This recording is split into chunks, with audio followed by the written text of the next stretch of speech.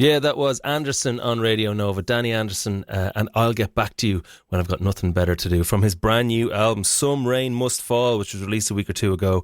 Brilliant second album by him. It's real it's real reflective. It's real melodic. There's a real kind of, thinky, contemplative vibe going on. It's great stuff, and we're very, very lucky because we have Danny, otherwise known as Anderson, on the line. How you doing, Danny? I'm good. Delighted to be on. Yeah. How'd you get on today? Anything interesting happening? Nothing too hectic, the usual Sunday. We started taking down decorations. So. Oh yeah, I'm going for that next week. Yeah. Well, so the album is out now. Some Rain Must Fall. Your first since 2015. How does it feel to have it out? It feels good to be out. It feels good to finally have something back out there after such a long time.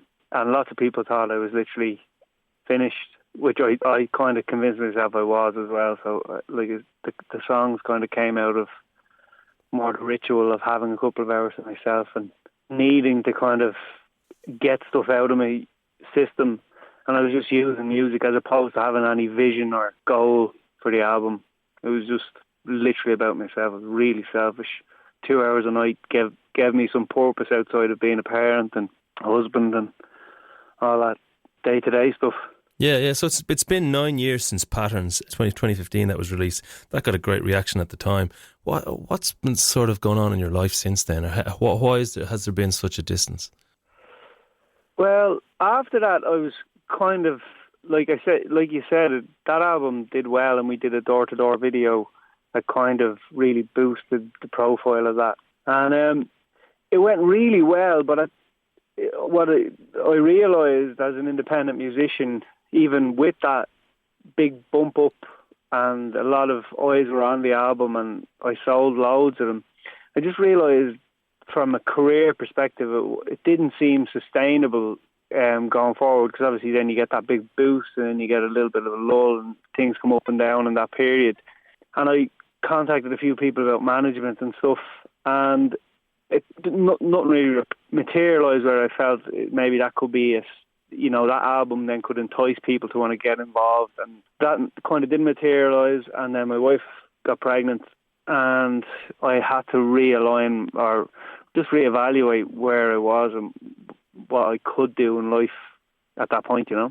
It didn't seem viable at that point. But it's funny because the album just doesn't seem... The album is really well produced. It's really thought through. It's really rich. It's really melodic. It doesn't sound like someone who has been kind of struggling with the business end, kind of way. That must be you must be able to switch all that stuff off and just lose yourself in the songs. Would you agree with that? Absolutely. Yeah. Like I said, at the end of that Patterns album, I had this, I was reevaluating everything, and maybe, when I was doing Patterns again, it was kind of was a little bit of catharsis for me, and also a learning curve where I could kind of start to learn piano, bass, or wherever it was, to a certain level that I could actually bring those songs that were in my head to life. But this album, I was much more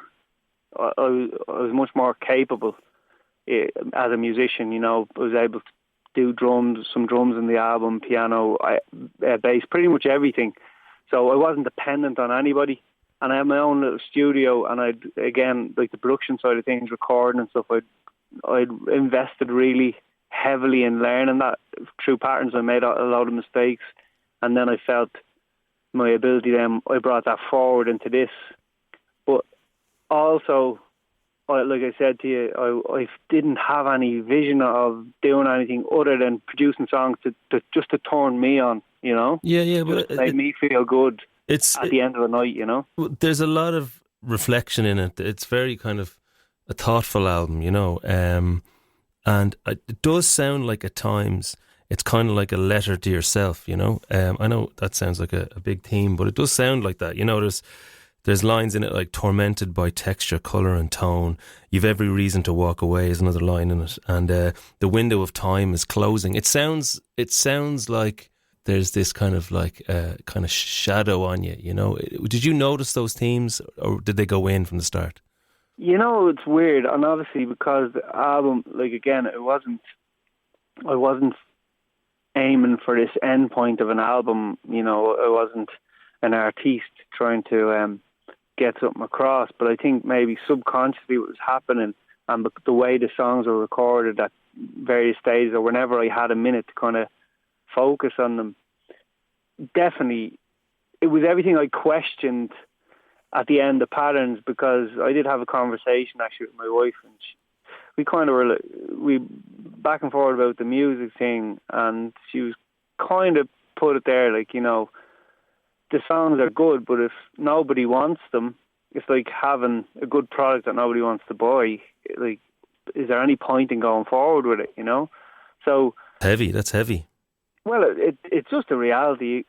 I'm not saying it in a way that it was just a conversation we needed to have. I'd put so much into music, and obviously I'm not as prolific as some people, but behind the scenes it's something I really give a lot of my time to, spare and otherwise. I try and make time for it, and then every spare minute then that's all I think about, So we had that conversation, and things like the line you said, where it's like music does have that feel. If you're a musician, like you're a gambler, and you always feel like you maybe have this little role here. This will work for you, and when you release an album, then you get the big rush of I'm releasing an album, and then you get deflated when it doesn't drop on the right colour on the roulette table. So comparing the artistic life to a gambler, in a way, it is that you put so much in, and then it's always just a gamble. Even if you have everything behind you, you never know what way it's going to be received. Mm-hmm. The album is great listen, it's very rich. There's I heard a lot of Arctic Monkeys in there, I heard a lot of Beatles in there, even some lyrics referencing the Beatles. Bit of Supergrass in there as well, I heard, just, kind of Gaz Coombs. Could be a bit of Supergrass. There's definitely, I think there's one called T.S. I Love You, and that one is weird because obviously I wasn't conscious of it. There's like a Super Furry Animals element to that, and then there's some Walker Brothers, and there's loads of stuff. You can hear the work that's gone in. Yeah it was like I was always just trying to get the best possible sounds I could get, and also I wasn't really referencing anything, so to speak. It was just like, again, I was just trying to squeeze the best sounds and recording that I could out of a shed in the back garden, Yeah, no, it's great. Look, it sounds like a labour of love.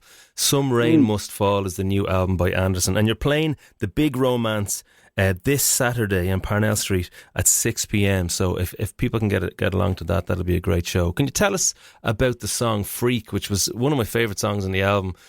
Real Arctic Monkeys, late period Arctic Monkeys vibe off this one, but obviously all your own stuff, but it's a great tune. Can you tell us a little bit about that song and we'll play it?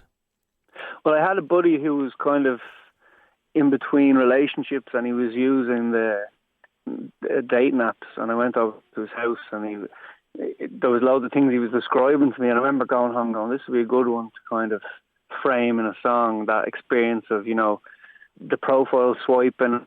I'm tired of typing. I want to see somebody. I want to talk to somebody. And then feeling after going through so many profiles like kind of a pervert almost.